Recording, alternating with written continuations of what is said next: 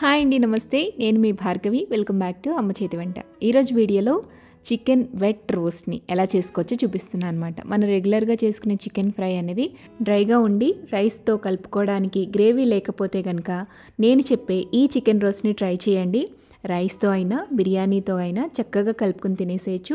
Even చపాతీలోకి కూడా ఈ చికెన్ రోస్ట్ చాలా బాగుంటుంది. డెఫినెట్గా ట్రై చేయాల్సిన రెసిపీ అండి. ఇంతకుముందు ఆల్రెడీ నేను చికెన్ డ్రై ఫ్రైని తయారు చేసి చూపించాను. అది ఆల్మోస్ట్ ఇప్పుడు 3 మిలియన్కి దగ్గరలో ఉందన్నమాట. సో అంతమంది ఇంట్లో ట్రై చేశారండి. చాలా మంచి ఫీడ్బ్యాక్ వచ్చిన రెసిపీ అది. సో ఆ రెసిపీ లింక్ కూడా నేను కావాలంటే డిస్క్రిప్షన్ బాక్స్లో ఇస్తాను. అయితే ఈ రెసిపీని కూడా డెఫినెట్గా ట్రై చేయండి. చాలా బాగుంటుంది.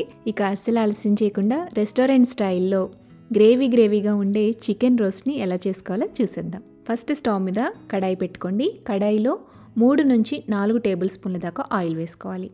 ఆయిల్ హీట్ అయ్యాక ఇందులోకి ఒక 2 టేబుల్ స్పూన్ల దాకా జీడిపప్పులు వేసి దోరగా వేయించి ఇలా గోల్డెన్ షేడ్ వచ్చిన తర్వాత వీటిని పక్కకు తీసుకోండి. నెక్స్ట్ ఇందులోకి మరొక టేబుల్ స్పూన్ దాకా ఆయిల్ వేసుకోండి.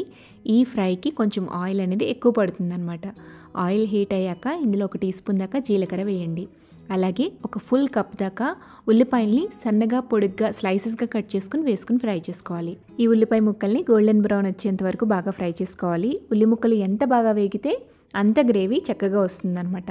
ఉల్లి ముక్కల్ని ఇక్కడ చూపిస్తున్న విధంగా ఇలా ఫ్రై చేసుకున్న తర్వాత ఇందులో ఒక ఫుల్ టేబుల్ స్పూన్ దాకా అల్లం వెల్లుల్లి పేస్ట్ వేసి పచ్చివాసన పోయేంత వరకు వేయించండి. తర్వాత ఇందులోకి ఒక 1/2 టీ స్పూన్ దాకా పసుపు, రుచికి సరిపడా ఉప్పు వేసేసి బాగా కలపండి.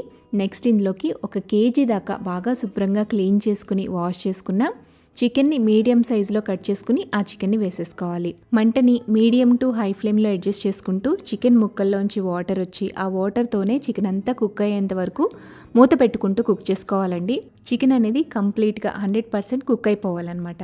ఇక్కడ చూపిస్తున్న విధంగా చికెన్ అనేది చక్కగా ఉడికిపోయిన తర్వాత ఇందులోకి 3 లేదా 4 పచ్చిమిర్చిని ఇలా చీల్చుకుని వేసుకోండి. అలాగే 2 టేబుల్ స్పూన్ల దాకా బాగా సన్నగా కట్ చేసి పెట్టుకున్న పుదీనా, అలాగే బాగా సన్నగా కట్ చేసి పెట్టుకున్న కొత్తిమీర తరుగు కూడా ఒక 2 టేబుల్ స్పూన్ల దాకా వేయండి. పచ్చిమిర్చి, కొత్తిమీర, పుదీనా వీటిని వేసిన తర్వాత ఒక 2 నిమిషాల పాటు మీడియం టు హై ఫ్లేమ్లో పెట్టి బాగా టాస్ చేయండి. ఈ ఫ్లేవర్స్ అన్నీ కూడా చికెన్కి బాగా పడతాయండి. నెక్స్ట్ ఇందులోకి ఒక 2 మీడియం సైజ్ టమాటాలని ఫైన్ పేస్ట్లా గ్రైండ్ చేసుకుని ఆ ప్యూరీని కూడా వేసేసేయండి. ఇందులోనే ఒక 2 టేబుల్ స్పూన్ల దాకా కారం వేసుకోవాలి. కారం యొక్క స్పైసీనెస్ని బట్టి 1 నుంచి 2 టేబుల్ స్పూన్ల దాకా కారం వేసుకోవచ్చు. కారం వేసిన తర్వాత టమాటాలో ఉండే పచ్చివాసన పోయేంత వరకు కలుపుతూ ఫ్రై చేసుకోండి. ఈలోపు మనం ఈ చికెన్ ఫ్రైలోకి కావాల్సిన అసలైన మసాలాని తయారు చేసుకుందాం. దానికోసం మిక్సీ జార్ తీసుకుని అందులోకి 1 టేబుల్ స్పూన్ దాకా ధనియాలు వేసుకోండి. తర్వాత 1/2 టీ స్పూన్ దాకా జీలకర్ర, 1/2 టీ స్పూన్ దాకా సోంపు వేయండి. నెక్స్ట్ ఇందులో 1 టీ స్పూన్ దాకా మిరియాలు వేసుకోవాలి. తర్వాత 1/2 టీ స్పూన్ దాకా మెంతులు కూడా వేయండి. ఇందులోనే ఒక 2 ఇంచుల దాకా దాల్చిన చెక్క, 6-7 లవంగ మొగ్గలు, 4 యాలక్కాయలు, 1 అనాస పువ్వు, అలాగే చిన్న బిర్యానీ ఆకు పీస్ని వేసుకోండి. చిన్న ముక్క అయితే సరిపోతుంది, ఫుల్ వేయొద్దండి. బిర్యానీ ఆకు కూడా వేసేసిన తర్వాత ఇందులోని 1 టీ స్పూన్ దాకా గసగసాలు, అలాగే 1 టేబుల్ స్పూన్ దాకా జీడిపప్పు పలుకులు కూడా వేసేసి ఫస్ట్ వీటన్నిటిని వీలైనంత ఫైన్ పౌడర్లా గ్రైండ్ చేసుకోండి. ఆ తర్వాత కొంచెం నీళ్లు పోసి ఇలా పేస్ట్లా గ్రైండ్ చేసుకోవాలన్నమాట. ఎంత వీలైతే అంత మెత్తగా ఫైన్ పేస్ట్లా గ్రైండ్ చేసుకోవాలి. సో ఈ విధంగా గ్రైండ్ చేసుకున్న ఈ మసాలా పేస్ట్ని ఇప్పుడు మనం ఫ్రైలోకి యాడ్ చేసుకోవాలండి. చూడండి, టమాటాలన్నీ కూడా చక్కగా మగ్గిపోయాయి అనమాట. టమాటా పేస్ట్ అంతా కూడా పచ్చివాసన పోయింది అండ్ దగ్గరికి కొంచెం ఎగిరిపోయింది కదా. ఇప్పుడు ఈ స్టేజ్లో మనం తయారు చేసుకున్న ఈ మసాలా పేస్ట్ మొత్తాన్ని కూడా వేసేసి ఒక 5-10 నిమిషాల పాటు నూనెలోనే చక్కగా వేయించాలన్నమాట. పచ్చివాసన పోయేంత వరకు కూడా మంటని లో టు మీడియం ఫ్లేమ్లో పెట్టుకుంటూ బాగా తిప్పుకుంటూ ఫ్రై చేయండి. అంతా కూడా దగ్గరికి అయిపోయి ఆల్మోస్ట్ తయారైపోయింది అని అనుకున్న స్టేజ్లో ఫైనల్గా ఇందులోకి ఒక 2 టేబుల్ స్పూన్ల దాకా కరివేపాకు, అలాగే వేయించుకున్న జీడిపప్పు పలుకులు కూడా వేసేసి హై ఫ్లేమ్లో ఒక 2-3 నిమిషాల పాటు బాగా టాస్ చేయండి. చూడండి, ఇక్కడ చికెన్ ఫ్రై అనేది బాగా డ్రైగా ఉండకూడదు, వెట్గానే ఉండాలన్నమాట. అంటే కొంచెం గ్రేవీ ఉండగానే మనకి చికెన్ ఫ్రై అనేది రెడీ అయిపోయినట్లే. ఈ స్టేజ్లోనే మీరు సాల్ట్ని కూడా అడ్జస్ట్ చేసుకోవచ్చు. సో ఇక్కడ చూపిస్తున్న విధంగా చికెన్ రోస్ట్ అయితే పర్ఫెక్ట్గా రెడీ అయిపోయిందండి.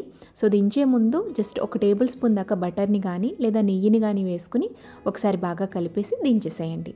అంతే, చాలా ఎమ్మీగా సూపర్ టేస్టీగా అండ్ వెరీ ఫ్లేవర్ఫుల్గా రెడీ అయిపోయిన ఈ చికెన్ రోస్ట్ని రైస్తో, బిర్యానీతో, చపాతీతో ఎందులోకి సర్వ్ చేసుకున్నా కూడా సూపర్ టేస్టీగా ఉంటుందండి. ఇంట్లో వాళ్ళు డెఫినెట్గా 100కి 100 మార్క్స్ ఇచ్చే చికెన్ రోస్ట్ రెసిపీ అనమాట ఇది. మరి నేను చెప్పినట్టుగా నెక్స్ట్ కమింగ్ సండే మీ ఇంట్లో ఈ డెలీషియస్ రెసిపీని ట్రై చేయండి. ట్రై చేసి మీ ఇంట్లో వాళ్ళ ఫీడ్బ్యాక్ని నాతో కింద కామెంట్ సెక్షన్లో షేర్ చేయడం మర్చిపోవద్దు.